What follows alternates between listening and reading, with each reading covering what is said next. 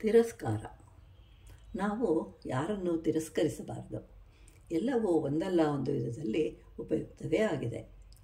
ನಮಗಿಂತಲೂ ಬುದ್ಧಿವಂತರು, ಜ್ಞಾನಿಗಳು, ಸುಂದರರು, ಹೀಗೆ ಎಲ್ಲ ರೀತಿಯಲ್ಲೂ ಇರ್ತಾರೆ. ನಾವು ಎಲ್ಲರನ್ನೂ ತಿರಸ್ಕರಿಸೋದಕ್ಕೆ ಸಾಧ್ಯ ಇಲ್ಲ. ಕಾಗೆಯಂತೆ ಬದುಕಬೇಕು. ಎಲ್ಲರೂ ಹಾಡಲಿ, ಕುಣಿಯಲಿ, ಸಂತೋಷದಿಂದ ನೋಡೋಣ. ತಿರಸ್ಕಾರವು ಒಂದು ರೀತಿಯ ಬೆಳೆ. ಅದು ಬೆಳೆದಂತೆ ನಮ್ಮ ಮನಸ್ಸು ಬೆಳೆಸಬೇಕು. ಎಲ್ಲವೂ ಒಂದೇ ರೀತಿ ಇದ್ದರೆ ಅದು ಚೆನ್ನಾಗಿರೋದಿಲ್ಲ. ಹಾಡುವವರು ಬೇಕು, ಕೇಳುವವರು ಬೇಕು. ಇಂತಹ ಕಾರ್ಯಗಳ ಮಧ್ಯೆ ಸಂತೋಷ ಎಂಬ ಪೈರು ಬೆಳೆಯುತ್ತೆ.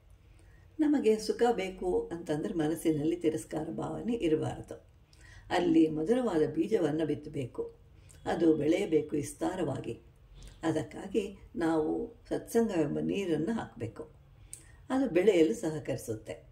ಆಗ ಅದರಲ್ಲಿ ಸಂತೋಷ, ತೃಪ್ತಿ ಅನ್ನುವಂತಹ ಹಣ್ಣುಗಳು ಬಿಡುತ್ತವೆ. ಒಂದು ಗಿಡ ಇರುತ್ತೆ.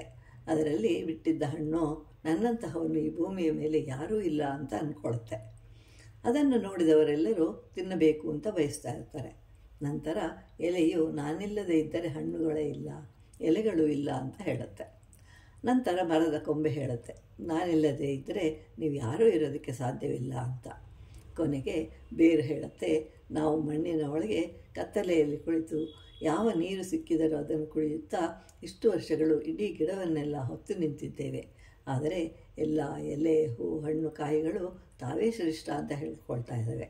ಆದ್ದರಿಂದ ನಾವು ಇನ್ನು ಮುಂದೆ ಯಾವ ಕಾರ್ಯವನ್ನು ಮಾಡುವುದಿಲ್ಲ ಅಂತ ಹೇಳುತ್ತೆ.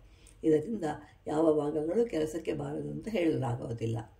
ಯಾರು ಯಾರನ್ನು ತಿರಸ್ಕರಿಸಬಾರದು. ಎಲ್ಲವೂ ಎಲ್ಲವನ್ನು ಪ್ರೀತಿಸಬೇಕು.